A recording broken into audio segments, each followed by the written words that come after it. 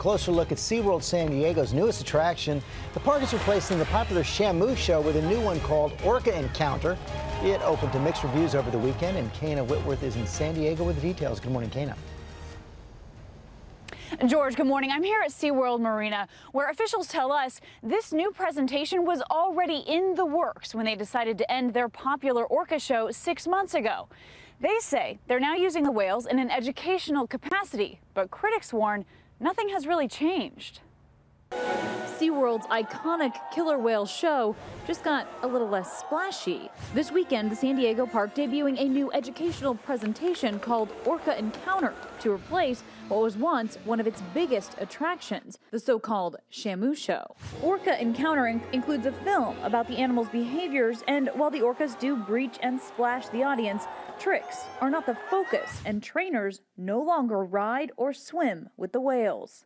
The new show receiving mixed reviews, some calling it informative and poignant, others calling it boring, saying it features very little action using the orcas. This just the latest change at SeaWorld, the park announcing last year it would no longer breed its orcas following public outcry. The park has been trying to revamp its image following years of declining revenue, lagging attendance, and negative publicity brought on by the 2013 documentary Blackfish, which took a critical look at whales in captivity, specifically Tilikum, who was involved in 3 deaths, including trainer Don Branchow in 2010. You think that these whales are living a happy, full life?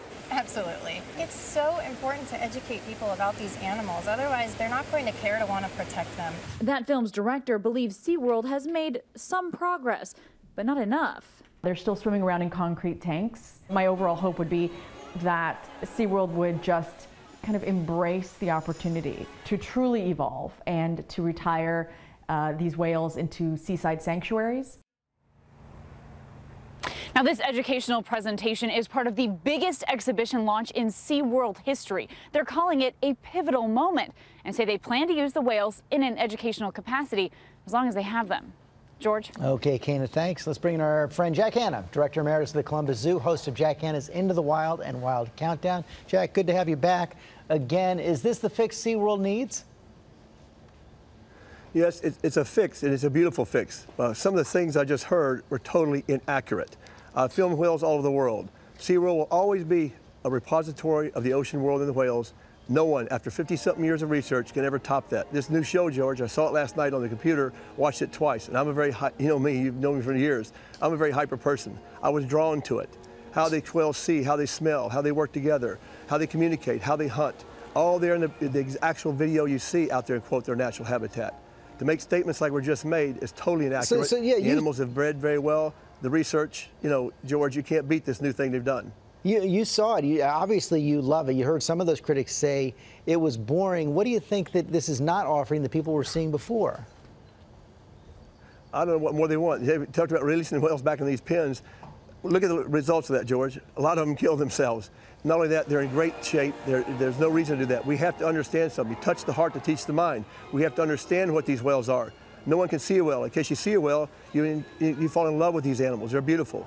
And for someone to tell me, George, in the wild they do research, yes, they're good researchers, but you can't do research like they have. They know everything about the whale, how long they live, what they've eaten, how the education there over the years is vital. And this new documentary is absolutely unbelievable. I've watched it twice, and I'm not a person to sit down and watch anything much on TV. With animals, it has to be interesting. I don't know what more they could do. I mean, to see how they communicate, actually hunt, George, I've only filmed that once in 30 years. That's phenomenal when you watch how these animals together work as a group. Could these animals survive in the wild? Could these animals survive in the wild? No, I would not ever do that. These animals are born in a beautiful situation at SeaWorld. They have every kind of care there is, George. This stuff about the pins or the rock walls and stuff, I would not, George, you know me, all these years, 40 years of doing this.